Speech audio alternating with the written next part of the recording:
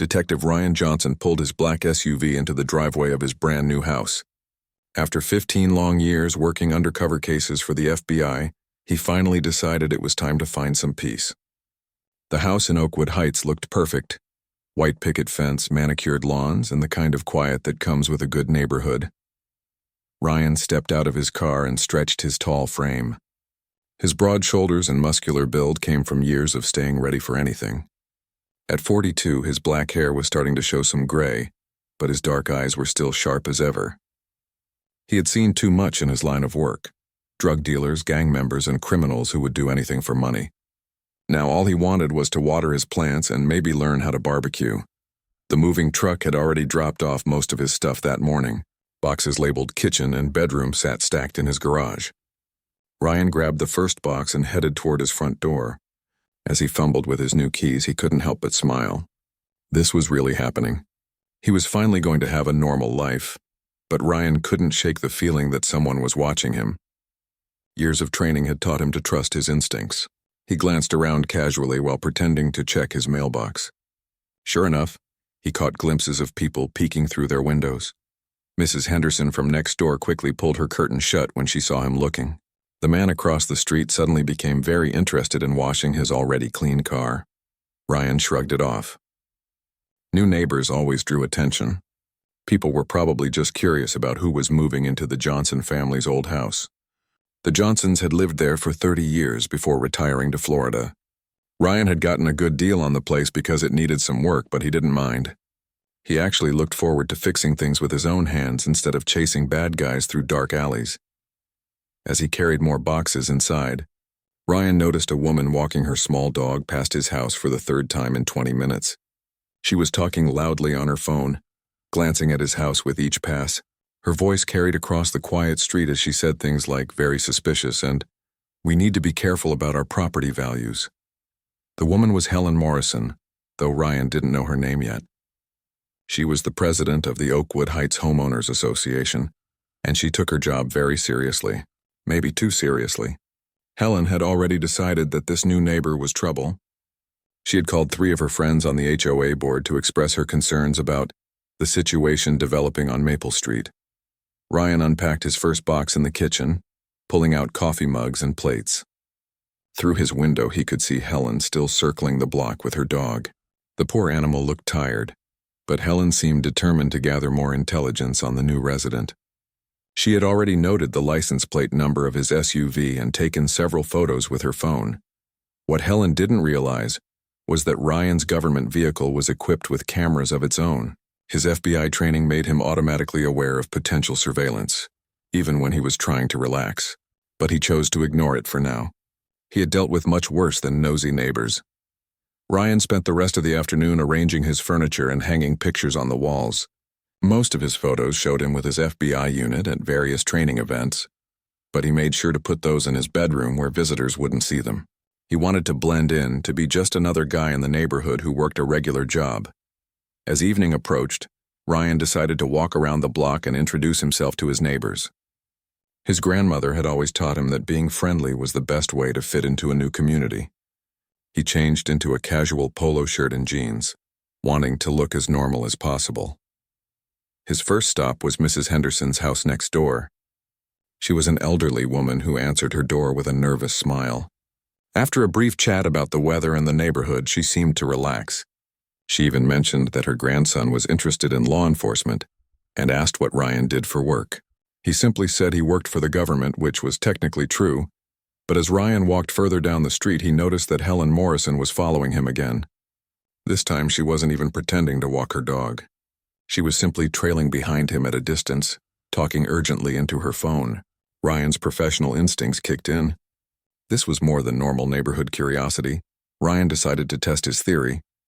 He stopped at the corner store to buy a bottle of water, taking a longer route home than necessary.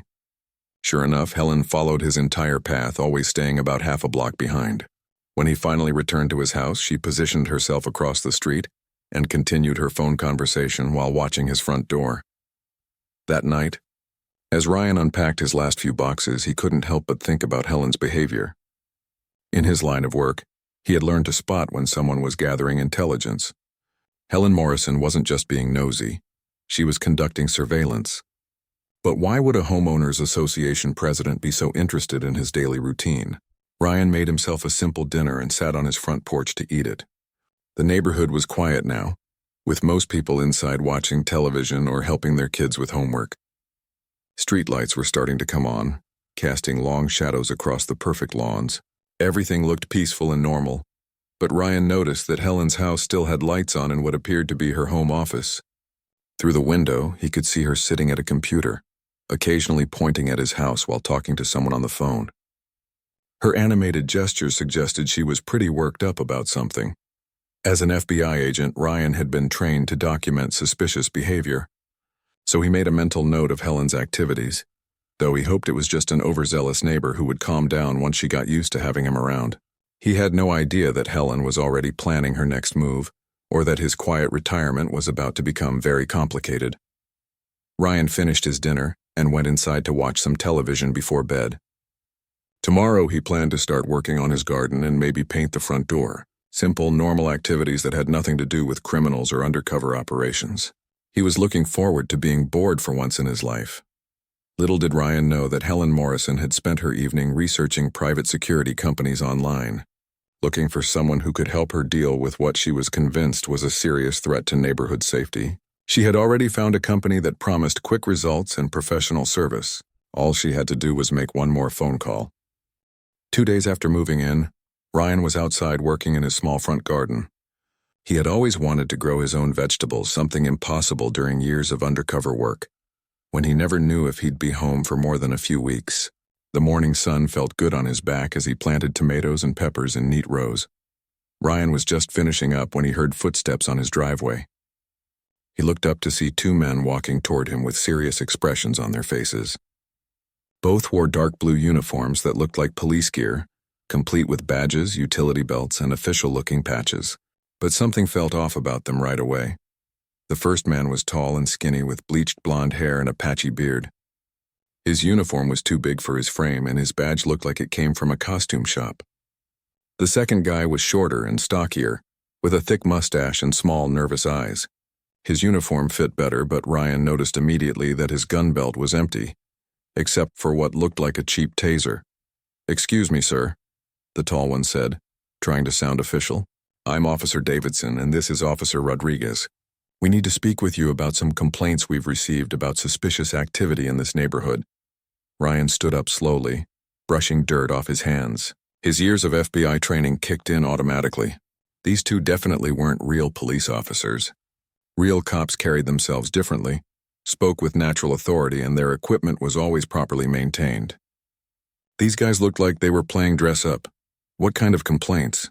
Ryan asked calmly, studying their faces and noting every detail about their appearance and behavior. Officer Davidson pulled out a small notebook that looked brand new. "Well, we've had multiple reports about someone casing houses in this area. Taking pictures, checking out security systems, that sort of thing. Several neighbors have called it in." Ryan almost smiled. He knew exactly who had made those calls. "I see. And what makes you think I'm involved in this suspicious activity?" The shorter one, Rodriguez, stepped closer and puffed out his chest. "Look, we just need to see some identification and ask you a few questions. It's routine stuff. Nothing to worry about if you haven't done anything wrong." But Ryan was already spotting more red flags. Real police officers would have introduced themselves properly, shown their badges clearly, and explained exactly which department they worked for. These 2 had done none of that. Plus, their patrol car parked on the street was obviously a regular Honda Civic with some magnetic emergency lights stuck on the roof. "I'd be happy to cooperate," Ryan said, keeping his voice friendly. "But first, can I see your police identification? You know, your department ID cards and badge numbers?" Davidson and Rodriguez exchanged a quick glance that confirmed Ryan's suspicions. They were definitely not legitimate law enforcement. "Sir, we don't have time for games here," Davidson said, his voice getting more aggressive. "We have reports of criminal activity and you match the description of the suspect. We need you to come with us for questioning right now." Ryan almost laughed. These amateurs had no idea who they were dealing with, but he decided to play along a little longer to see how far they would take their act. "What description would that be?" Ryan asked innocently. Rodriguez flipped through his notebook, though it was obvious he was just making stuff up. A black male, approximately 6 feet tall, driving a dark SUV, seen taking pictures of houses in the area. I haven't taken any pictures of houses, Ryan said truthfully. I've been working in my garden and unpacking boxes. This is my house, I just moved in. That's what they all say, Davidson replied, trying to sound tough. We're going to need you to come down to the station for a proper interview. We can do this the easy way or the hard way. Ryan noticed that a few neighbors had started coming out of their houses to watch the scene. An elderly man was walking his dog very slowly past Ryan's driveway, clearly trying to eavesdrop. Two women stood on the sidewalk across the street, whispering to each other and pointing at the fake officers. What really caught Ryan's attention was Helen Morrison. She had emerged from her house and was standing on her front porch with her arms crossed, nodding approvingly at the two fake cops. She had a satisfied smile on her face, like she was watching her plan come together perfectly. Officers, Ryan said, using air quotes around the word, I'm going to need to see your search warrant if you want to enter my property, and your arrest warrant if you plan to take me anywhere. Otherwise, I think we're done here. The two men looked confused. They obviously hadn't expected anyone to know their rights or challenge their authority. Most people would have been intimidated by the uniforms and fake badges. Sir, we don't need warrants for routine questioning, Rodriguez said, though he sounded less confident now. You're being uncooperative, which makes you look guilty. Ryan decided it was time to test them a little more. What police department do you work for? Metro Police, Davidson answered quickly. Metro Police Department of which city? Ryan pressed. The Metro Police of this county, Rodriguez jumped in, but his answer made no sense. Ryan nodded thoughtfully. There was no Metro Police Department in this county. The real police force was called the County Sheriff's Department, and Ryan had already looked up their procedures when he moved to the area. And your badge numbers? Ryan asked politely. Both men fumbled with their fake badges, trying to read numbers that were probably just random digits stamped on cheap metal. Their hesitation told Ryan everything he needed to know. Listen, buddy, Davidson said, dropping his professional act and getting aggressive. We're trying to be nice here, but you're starting to tick us off. You can either come with us voluntarily, or we can arrest you for obstruction of justice. Ryan raised his eyebrows. Obstruction of justice? For asking to see your credentials? That's interesting. The crowd of neighbors was getting bigger now. Mrs. Henderson from next door looked worried and confused. The elderly man with the dog had stopped pretending to walk and was openly staring at the confrontation. Even some teenagers had come out to watch the drama unfold. Rodriguez reached for his taser, trying to look intimidating. Sir, you need to put your hands behind your back right now. You're under arrest for suspicious behavior and failure to cooperate with law enforcement. Ryan almost couldn't believe what he was hearing. These two idiots were actually going to try to arrest an FBI agent on his own property, in front of multiple witnesses, while impersonating police officers. It was like watching a comedy show, except that impersonating federal law enforcement was a serious felony. Before you do anything you'll regret, Ryan said calmly. Are you absolutely sure you want to arrest me? Because once you put handcuffs on someone, there's no taking it back. Davidson stepped forward with a pair of cheap handcuffs. Turn around and put your hands behind your back. Now. Ryan could have ended this whole charade immediately by showing his FBI credentials. But his curiosity was getting the better of him. He wanted to see how far this scam went and who else might be involved. Plus, he had a feeling that these two weren't working alone. Someone had given them his address and description, and he was pretty sure he knew who that someone was. As the fake handcuffs clicked around his wrists, Ryan caught Helen Morrison's eye across the street. She was still smiling, clearly pleased with how events were unfolding. But her smile was about to disappear very quickly because Ryan Johnson was done playing games. As the cheap handcuffs clicked around Ryan's wrists, more neighbors started gathering on the sidewalk. Word was spreading quickly through the quiet subdivision that something dramatic was happening on Maple Street. People emerged from their houses with coffee cups in hand, some still in their bathrobes, all eager to see what the commotion was about. Mrs. Henderson hurried over from next door, her face full of concern. Officers, excuse me, but what exactly is going on here? This young man just moved in 2 days ago. He's been nothing but polite. Davidson turned to her with an annoyed expression. Ma'am, please step back. This is official police business. We have multiple reports of suspicious activity, and this individual matches the description of our suspect. Suspicious activity? Mrs. Henderson looked confused. I've been watching him work in his garden all morning. What's suspicious about planting tomatoes? But before Davidson could answer, Helen Morrison came marching across the street with purpose in her step. She had traded her satisfied smile for a look of righteous indignation, like she was about to deliver an important speech. "Officers, thank goodness you're here," Helen announced loudly enough for everyone to hear. "I'm Helen Morrison, president of the Oakwood Heights Homeowners Association. I'm the one who called your department about this situation." Ryan turned his head to look at her, filing away this confession for later. Helen continued talking, unaware that she was providing evidence against herself. "This man has been acting suspiciously since the moment he arrived," Helen declared, pointing at Ryan dramatically. "Carrying boxes at odd hours, driving that government-looking vehicle, and just yesterday I saw him walking around the neighborhood taking mental notes of everyone's houses." "Mental notes?" Mrs. Henderson repeated incredulously.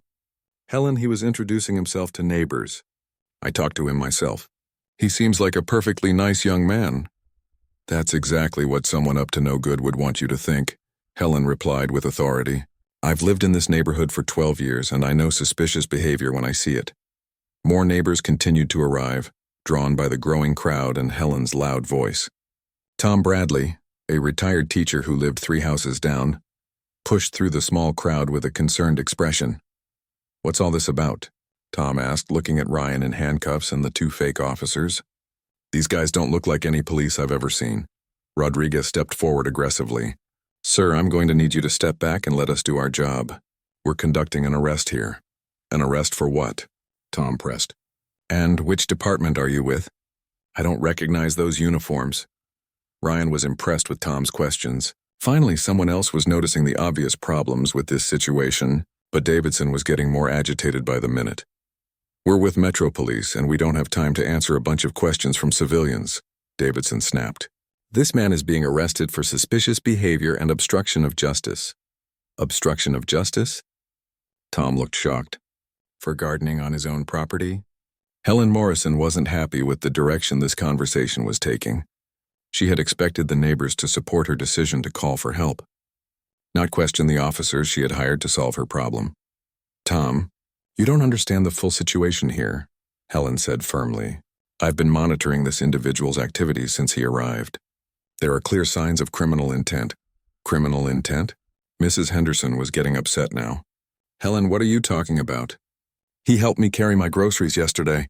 A teenager named Alex Rodriguez, no relation to the fake cop, had been recording the whole thing on his phone. He lived 2 blocks away but had heard about the excitement and came running over.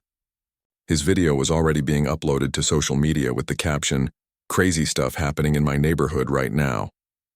"This is insane," Alex said from behind his phone camera. "They're arresting some guy for literally nothing. This is going to go viral." The mention of video recording made both fake officers very nervous. Davidson tried to wave Alex away. "Hey kid, you need to stop filming and get out of here. This is official police business." "Actually," Alex replied confidently, "I have the right to record police officers in public. It's completely legal." Rodriguez reached for his fake taser again, trying to look threatening. "Son, if you don't stop recording and move along, we'll arrest you too for interfering with an investigation." This threat caused an immediate uproar among the neighbors. Tom Bradley stepped protectively in front of Alex while Mrs. Henderson began loudly objecting to the officer's behavior. "Now wait just a minute," Tom said angrily. "You can't arrest a kid for taking pictures. What kind of police officers are you?" "The kind that don't put up with interference," Davidson replied, his patience clearly running out. Ryan watched this entire exchange with professional interest. These fake cops were making mistake after mistake, digging themselves deeper into legal trouble with every word they spoke. Threatening to arrest a minor for lawfully recording them was probably the stupidest thing they could have done. Helen Morrison was starting to realize that her plan wasn't working out the way she had hoped. Instead of the neighbors thanking her for protecting the community, they were getting angry and asking uncomfortable questions. "Everyone just calm down," Helen tried to regain control. "These officers are here because I requested their assistance in dealing with a potential security threat. As HOA president, it's my responsibility to protect our property values and ensure neighborhood safety." "Property values?" Mrs. Henderson was practically shouting now. "Helen Morrison, You called fake police on this poor man because you're worried about property values? They're not fake police, Helen protested, though she was starting to sound less confident. Tom Bradley had been studying the two officers more carefully, and his expression was growing darker by the minute. As a retired teacher, he had dealt with plenty of authority figures over the years, and something about these two really bothered him. Officers. I'd like to see your badge numbers and department identification, Tom said formally. I'm going to call your supervisor to discuss your conduct here today. Both fake officers exchanged panicked glances. They clearly hadn't planned for this level of scrutiny from the neighbors. Sir, we don't have time for that right now, Rodriguez said desperately. We need to transport this suspect to headquarters for questioning. Headquarters where? Tom pressed. What's the address of your police station? Davidson was getting angry and desperate. Look, old man, back off before you get yourself in trouble too. We're taking this guy in, and anyone who tries to stop us will be arrested for obstruction. The crowd was getting larger and more agitated. Several people were now openly questioning whether these were real police officers. Alex was still recording everything, and at least two other neighbors had pulled out their phones to film the confrontation. Ryan decided it was almost time to end this charade. But first he wanted to see exactly how far these criminals would go. He had a feeling they were planning to do more than just question him, and he needed evidence of their real intentions. Officers, Ryan said calmly, still wearing the handcuffs. Where exactly are you planning to take me, and how long do you expect this questioning to last? That's none of your business, Davidson snapped. You'll find out when we get there. Mrs. Henderson looked horrified. You mean you're actually going to take him somewhere? This is ridiculous. Someone needs to call the real police. Helen Morrison went pale. She was starting to realize that she might have made a terrible mistake. Ryan had heard enough. These two criminals had just threatened to arrest a teenager, intimidated elderly neighbors, and were about to kidnap a federal agent. It was time to end this comedy show before someone got hurt. Gentlemen, Ryan said, his voice suddenly changing from polite to commanding, before you make the biggest mistake of your lives, I'm going to give you one chance to unlock these handcuffs and walk away. Davidson laughed nervously. Oh yeah, and why would we do that? Ryan straightened his shoulders and looked both men directly in the eyes. When he spoke again, his voice carried the weight of absolute authority that comes from 15 years of confronting dangerous criminals. Because I am Special Agent Ryan Johnson, with the Federal Bureau of Investigation, badge number 47291, and you are both under arrest for impersonating federal officers, attempted kidnapping, and conspiracy to commit fraud. The effect was immediate and dramatic. Both fake officers went completely white, like all the blood had drained from their faces. Rodriguez actually took a step backward, nearly tripping over his own feet. You're bluffing, Davidson said, but his voice was shaking now. My FBI credentials are in my wallet in my back pocket, Ryan continued calmly. My supervisor's direct phone number is 202-324-550. My partner, Agent Lisa Chen, is currently working a case in downtown Chicago, and she can verify my identity within 30 seconds. The crowd of neighbors fell completely silent. Mrs. Henderson's mouth dropped open. Tom Bradley nodded slowly, like pieces of a puzzle were finally clicking into place. Even Alex stopped recording for a moment, too shocked to move. Furthermore, Ryan continued, your uniforms are purchased from Tactical Supply Company, model number TS4400, available online for $49.99. Your badges are made of pewter with gold-colored paint, manufactured by Novelty Badge Works in Cleveland, Ohio. Your Honda Civic has magnetic emergency lights from Emergency Vehicle Supply, and your license plate number is HGF 4829. Davidson and Rodriguez stood frozen, realizing that this man had been analyzing every detail about them from the moment they arrived. Your taser is a civilian model Taser X26P, which means you purchased it legally, but are carrying it under false pretenses. Neither of you has any law enforcement training, which is obvious from your improper stance, your failure to secure the scene, and your complete ignorance of basic police procedures. Helen Morrison had turned as white as the fake officers. She was starting to understand that her phone calls to hire these men had just landed her in serious legal trouble. But here's what really concerns me, Ryan said, his voice getting harder. You didn't just plan to question me, did you? You were going to take me somewhere private, away from witnesses, What was the real plan, gentlemen? Rodriguez cracked first. It wasn't supposed to be like this. We were just hired to scare you into leaving the neighborhood. Nobody said anything about you being FBI. Shut up. Davidson hissed at his partner, but the damage was already done. Hired by whom? Ryan asked, though he already knew the answer. Rodriguez looked directly at Helen Morrison. She called our company 3 days ago. Said she had a problem neighbor who needed to be dealt with quietly. We were supposed to intimidate you into moving away. The neighbors turned to stare at Helen, who looked like she wanted to disappear into the ground. Mrs. Henderson was shaking her head in disbelief. Helen Morrison, Mrs. Henderson said slowly, you hired fake police to terrorize an innocent man because you didn't like having a black neighbor? It wasn't about race, Helen protested desperately. It was about property values and neighborhood safety. I had legitimate concerns. Legitimate concerns? Tom Bradley was furious now. You hired criminals to impersonate police officers and commit what amounts to a hate crime. Ryan was still handcuffed, but he was clearly in control of the situation now.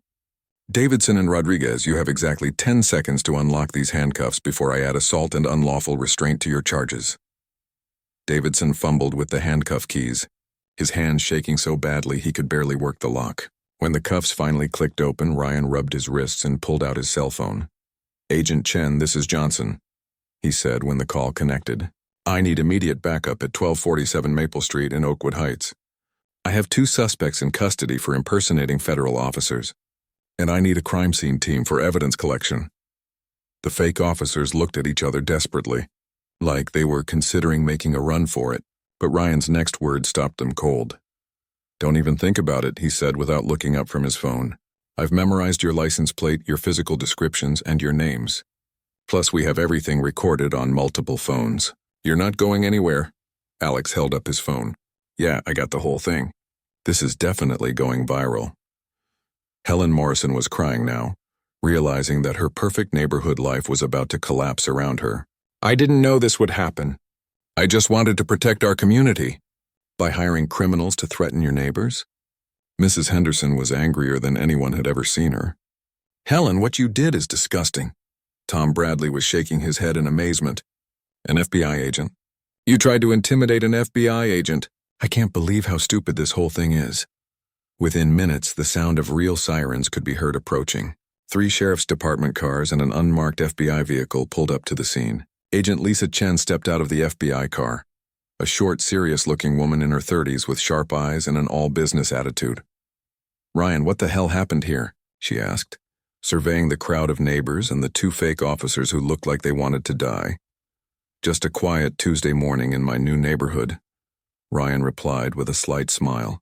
These 2 gentlemen decided to impersonate federal officers and attempt to kidnap me. Oh, and the HOA president hired them to run me out of town. Agent Chen looked at Davidson and Rodriguez with disgust. Impersonating federal officers? Do you idiots have any idea how much prison time that carries? We didn't know he was really FBI, Rodriguez pleaded. We thought he was just some regular guy. That makes it worse, not better, Agent Chen replied coldly. Impersonating police officers is illegal, no matter who your target is. As the real police officers began arresting Davidson and Rodriguez, Helen Morrison tried one last desperate attempt to save herself. Wait, I can explain everything. I was just trying to protect our neighborhood. I never meant for anyone to get hurt. Agent Chen turned to look at her with contempt. Ma'am, you hired criminals to commit felonies against a federal agent. Your intentions don't matter anymore. The crowd of neighbors watched in shocked silence as handcuffs were placed on Helen Morrison. Mrs. Henderson was crying, not from sadness but from anger and embarrassment about what her neighbor had done. I can't believe I lived next to someone who would do something like this. She said to Ryan, I'm so sorry for what happened to you. Ryan put a gentle hand on her shoulder. Mrs. Henderson, this isn't your fault. You stood up for what was right, and I appreciate that more than you know. As the criminals were loaded into police cars, Ryan looked around at his neighbors, the people who had defended him against injustice and refused to be intimidated by fake authority. Maybe his quiet retirement wouldn't be so quiet after all, but at least he knew he was living among good people. The investigation was just getting started. 2 hours later, Ryan sat in his living room with Agent Chen and Detective Mike Torres from the County Sheriff's Department. The crime scene team had finished collecting evidence from the fake patrol car, and the initial interviews with Davidson and Rodriguez had revealed some disturbing information. "This isn't their first job," Agent Chen said, flipping through her notes. Rodriguez admitted they've been running this scam for at least 6 months. They target wealthy neighborhoods and use intimidation to extort money from residents. Detective Torres nodded grimly. "We found business cards in their car for something called Metropolitan Security Solutions. Turns out it's a fake company with a website and everything. Very professional-looking operation." Ryan was still processing the fact that his quiet retirement had turned into a major federal investigation. What exactly is their business model? How does this scam work? "It's actually pretty clever," Agent Chen explained. "They pose as police officers and target specific homeowners based on tips from local contacts. They arrest people on bogus charges, then offer to make the charges disappear in exchange for immediate cash payments. And people actually fall for this? You'd be surprised," Detective Torres said. "Most people panic when they're confronted by what appear to be law enforcement officers. They don't ask questions. They just want the problem to go away quickly." Agent Chen pulled out her tablet and showed Ryan a map with red dots scattered across 3 counties. "We've identified at least 15 other victims so far. The amounts range from $500 to $5,000 per incident." Ryan studied the map, his FBI training automatically looking for patterns. These locations aren't random. They're all upscale neighborhoods with older residents who might be more easily intimidated. "Exactly," Agent Chen confirmed. "And here's the really interesting part. In each case, someone from the neighborhood contacted Metropolitan Security Solutions first. Someone who claimed to have legitimate concerns about suspicious activity." The implications hit Ryan immediately. "You're saying Helen Morrison isn't the only one? There are other people in other neighborhoods who are actively helping these criminals target their neighbors." Detective Torres opened another file. "Rodriguez gave us names and phone numbers. Apparently, Metropolitan Security Solutions pays a commission to anyone who provides tips that lead to successful collections. It's a whole network of informants." Ryan felt his blood pressure rising. These aren't just con artists. This is organized crime with a network of accomplices who are targeting innocent people in their own neighborhoods. Agent Chen's phone buzzed with a text message. "That's the tech team. They've cracked the Metropolitan Security Solutions website and found their customer database. Ryan, you're going to want to see this." She pulled up a spreadsheet on her tablet showing dozens of names, addresses, and payment records. The scope of the operation was much larger than anyone had initially suspected. "Look at this." Agent Chen pointed to a section of the data. "They've been operating in 7 different states. The total amount collected is over $200,000. Detective Torres whistled softly. "That's serious money. This isn't just a couple of guys playing dress-up anymore." Ryan was studying the victim profiles when something caught his attention. "Chen, look at the demographics here. Almost every victim is either elderly, a minority, or someone who recently moved to the area. These criminals are specifically targeting vulnerable people." "That's not a coincidence," Agent Chen agreed. "They're looking for people who are less likely to fight back or complain to authorities." As they continued reviewing the evidence, Detective Torres received a call from the station. When he hung up, his expression was serious. "We have a problem," he announced. "Davidson and Rodriguez are claiming they don't know the real names of the people who run Metropolitan Security Solutions. They say all their contact was through encrypted messaging apps and cryptocurrency payments." Ryan wasn't surprised. Professional criminals don't use their real names or traceable payment methods. But there has to be a way to identify them. Agent Chen was already thinking ahead. "We need to trace the money trail and analyze their communication patterns. Plus, we have Helen Morrison in custody. She might know more about how she made contact with these people." "Speaking of Helen Morrison," Detective Torres said, "her lawyer is already trying to negotiate a plea deal. She's claiming she had no idea that Metropolitan Security Solutions was fake." "That's ridiculous," Ryan said angrily. "She specifically told them she wanted me intimidated into leaving the neighborhood. That's conspiracy to commit assault and possibly a hate crime." Agent Chen closed her tablet and stood up. "Ryan, I hate to say this, but your retirement is officially over. We need you to help us take down this entire operation." Ryan had been afraid she was going to say that. Part of him had been looking forward to spending his days gardening and reading books instead of chasing criminals.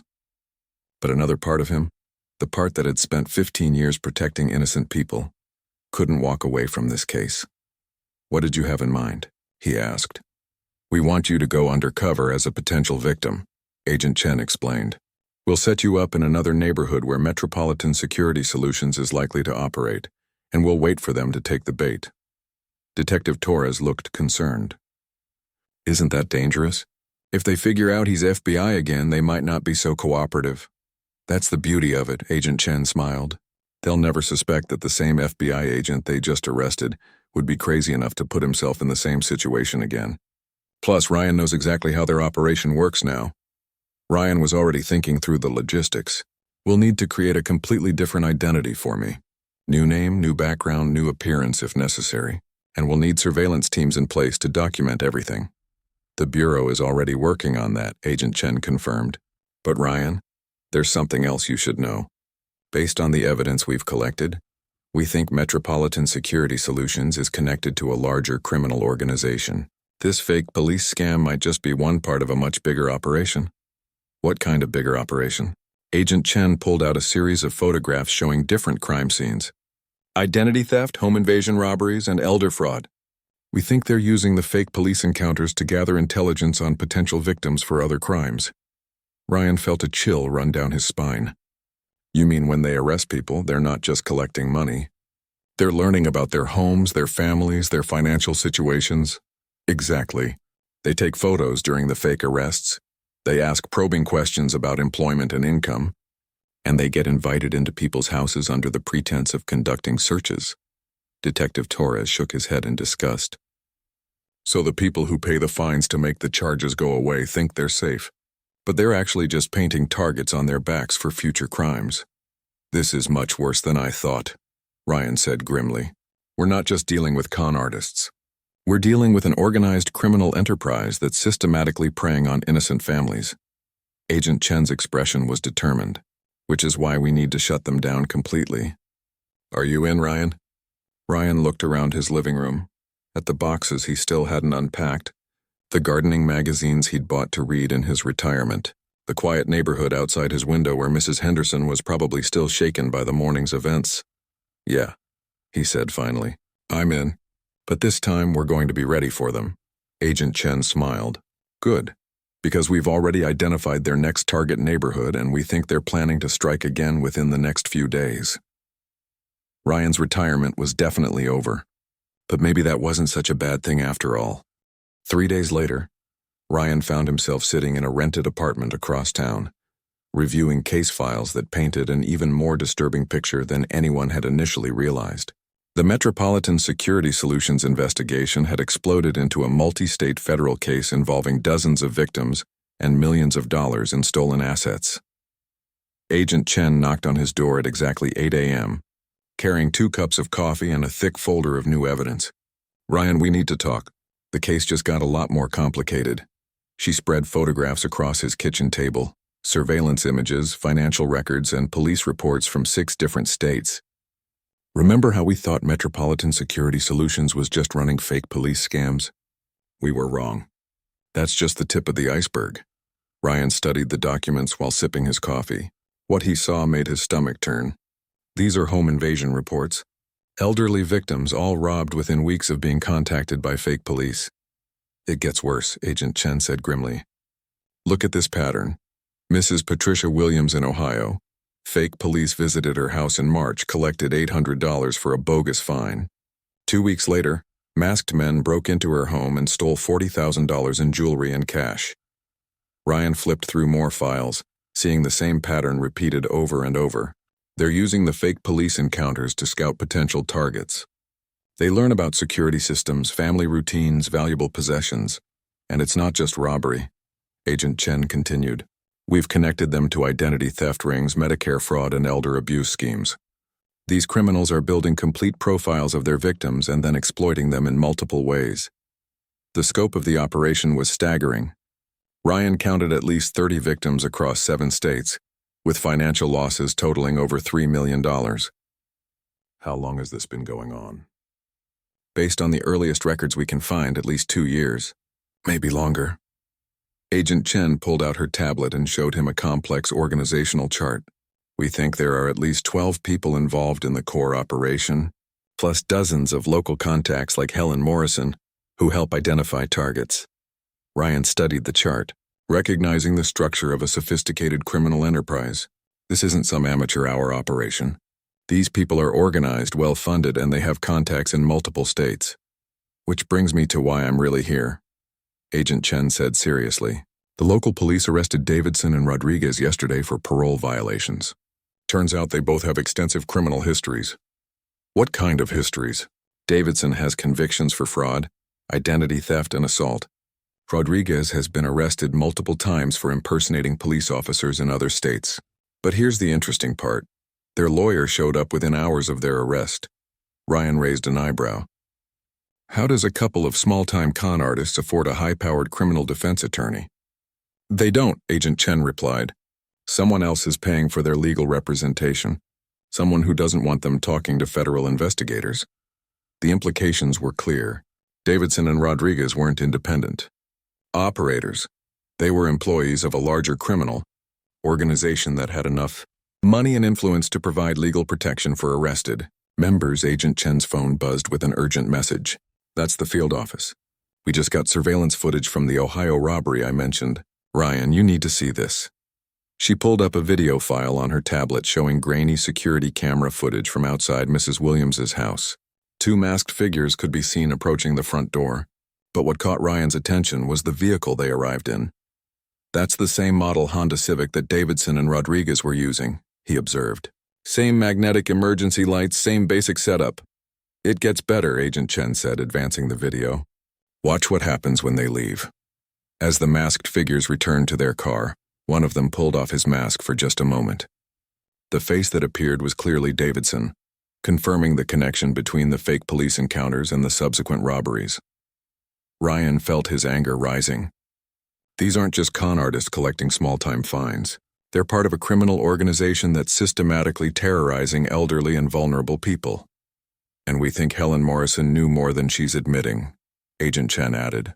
Her phone records show multiple calls to a number registered to a company called Community Safety Services and another fake business connected to Metropolitan Security Solutions.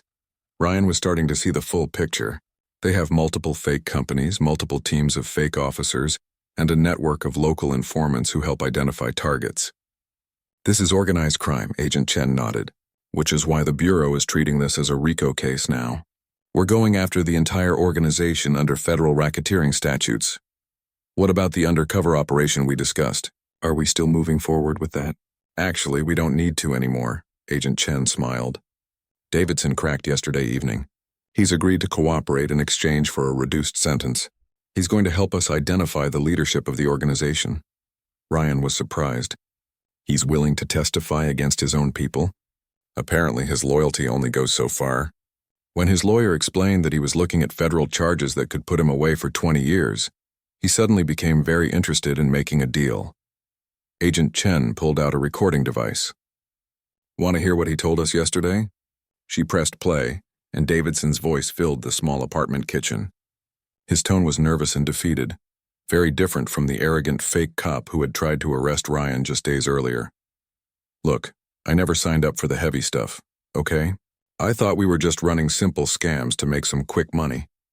I didn't know they were planning home invasions and identity theft? The interviewer's voice was professional and calm. Tell us about the organizational structure. Who gives you orders?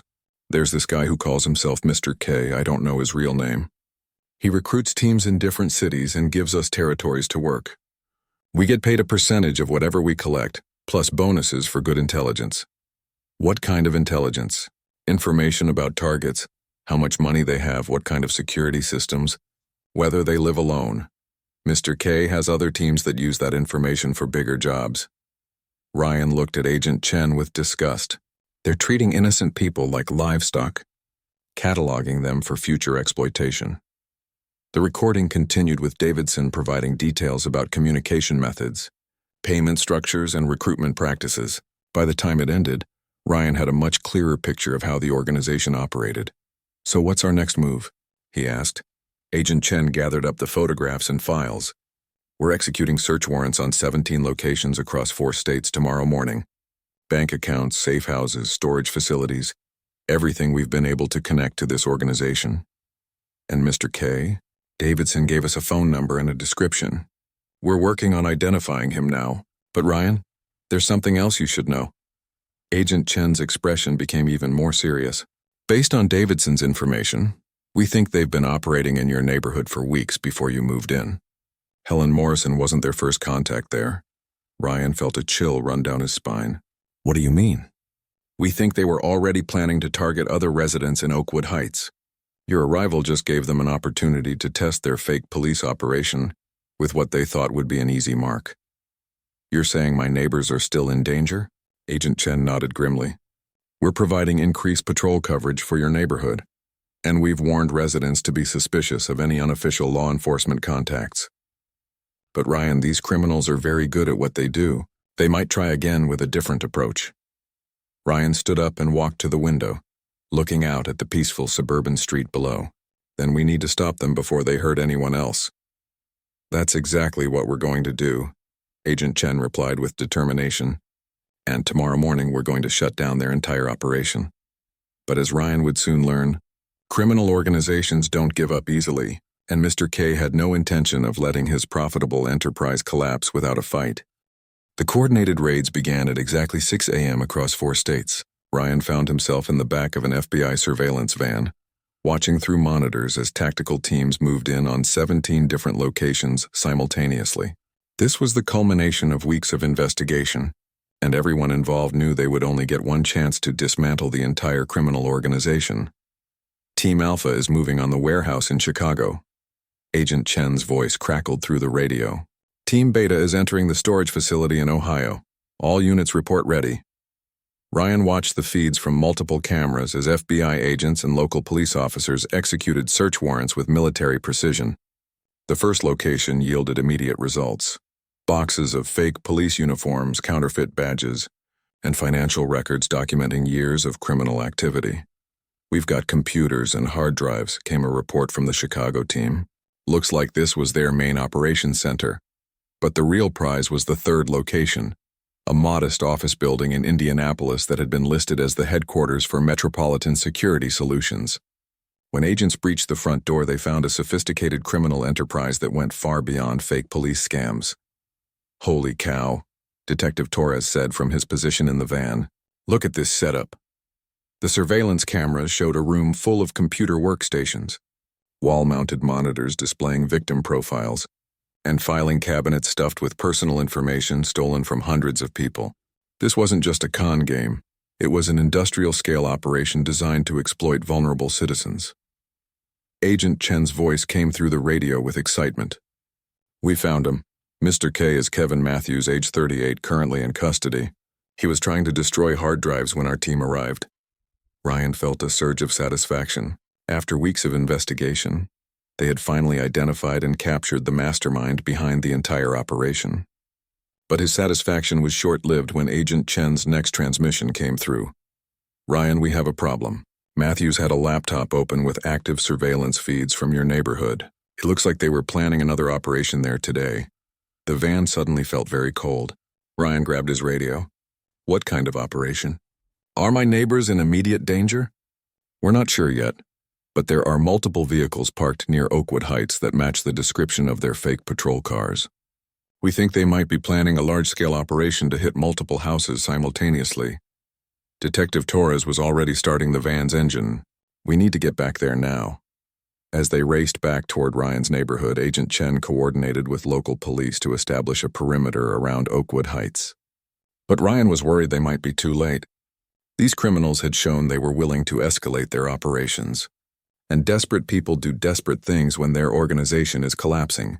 Chen, patch me through to Mrs. Henderson's phone, Ryan said urgently.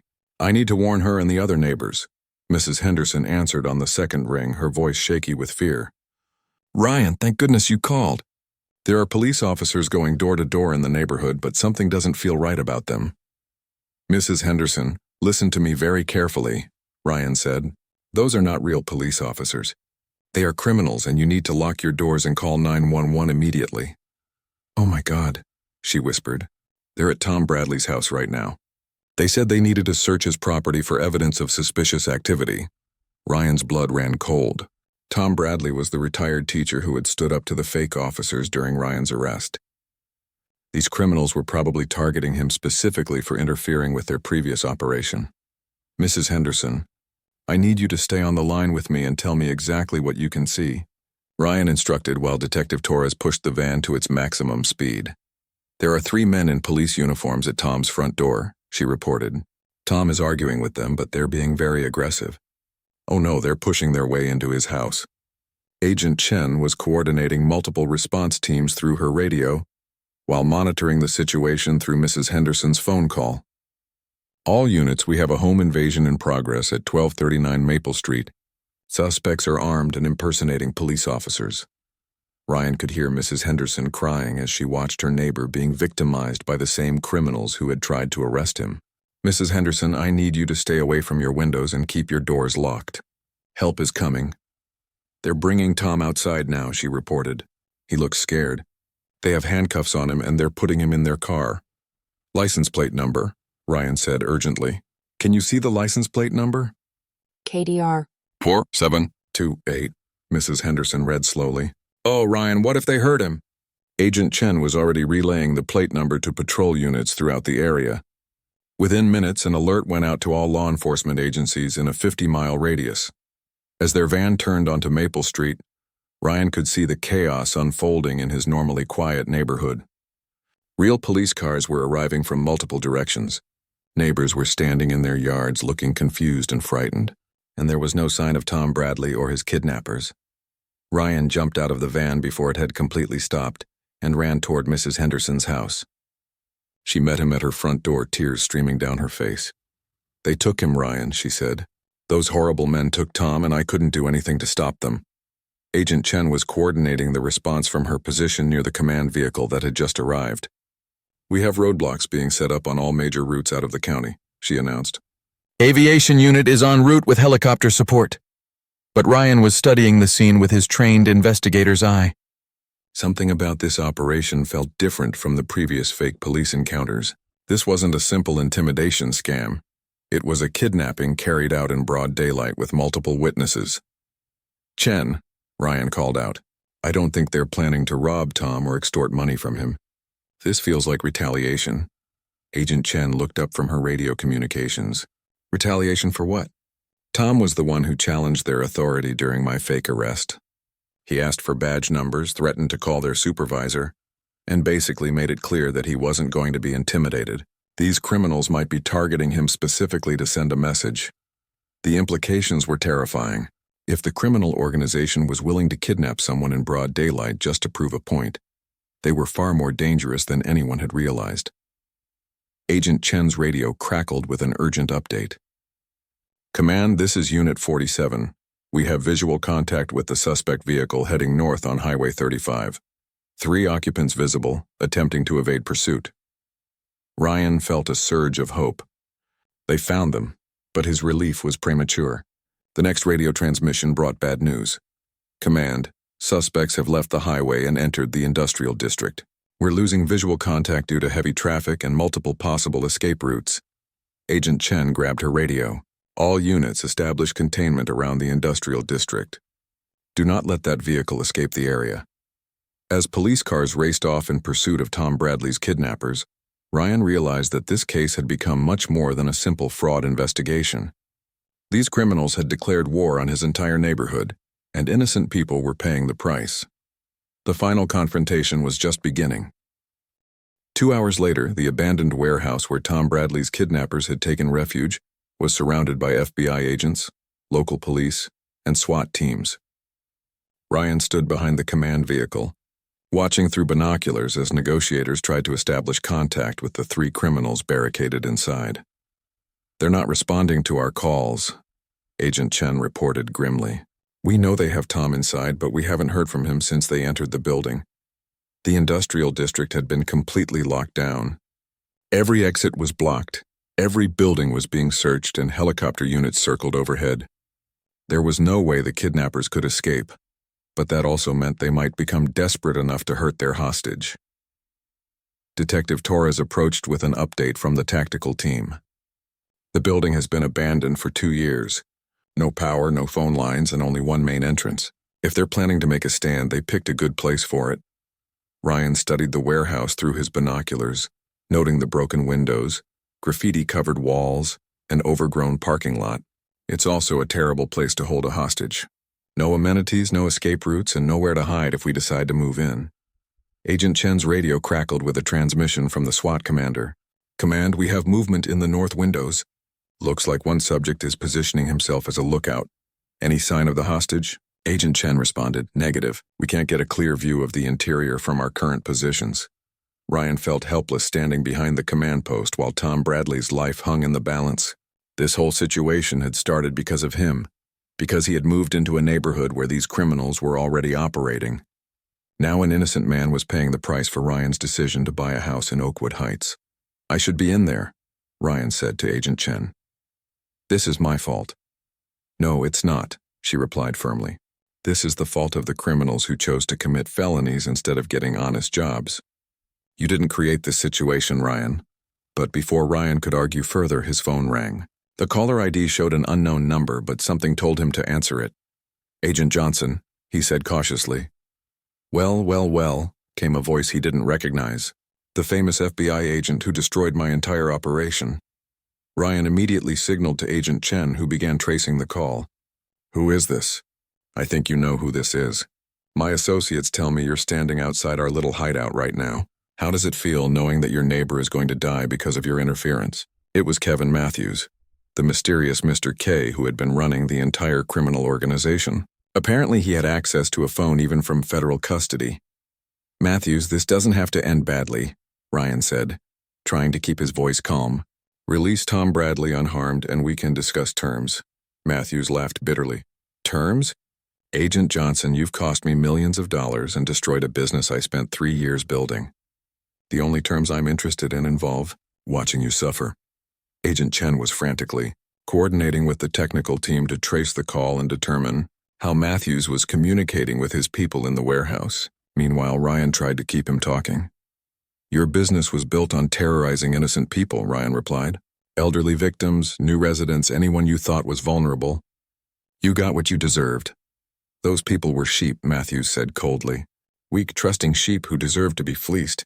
And now one of your sheep friends is about to pay the price for your heroics."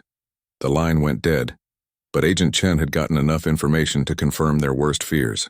"He's communicating with the team in the warehouse through encrypted messaging. They have orders to kill Tom Bradley if we try to move in." Ryan felt sick to his stomach. Tom Bradley was a good man who had simply stood up for what was right when fake police officers tried to arrest his neighbor. Now he was going to die because criminals wanted revenge against Ryan. But then Ryan's phone rang again. This time the caller ID showed Tom Bradley's number. "Tom," Ryan answered hopefully. "Agent Johnson?" came Tom's voice, weak but determined. "I managed to get my phone back. These idiots are arguing about what to do next, and they left me alone for a minute." Ryan nearly collapsed with relief. "Tom, are you hurt? Where exactly are you in the building?" "I'm okay, just tied up in some kind of office on the 2nd floor." "Ryan, listen carefully. There are only 2 of them up here with me. The 3rd one went downstairs to watch the front entrance." Agent Chen was already relaying this information to the SWAT team. "Tom, we're going to get you out of there. Just stay calm and try to stay on the line." "There's something else," Tom continued quietly. "I heard them talking. They're not planning to negotiate.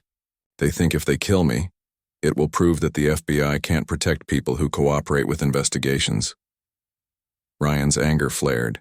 These criminals were treating Tom's life like a public relations stunt, a way to send a message to other potential witnesses. But Tom's next words gave him hope. "Ryan, I was a high school teacher for 30 years. I've dealt with plenty of bullies, and these guys are just bullies with guns. I'm not going to let them win." Agent Chen looked at Ryan with determination. "The SWAT team is ready to move. We have snipers positioned to take out the lookout downstairs, and an entry team ready to breach the 2nd floor." "Do it," Ryan said without hesitation. What happened next unfolded in less than 60 seconds. SWAT snipers took out the lookout through the 1st floor windows while the entry team smashed through a 2nd floor window with tactical precision. Ryan heard gunshots, shouting, and then sudden silence. Agent Chen's radio crackled with the voice of the SWAT commander. "Command, this is Alpha Team.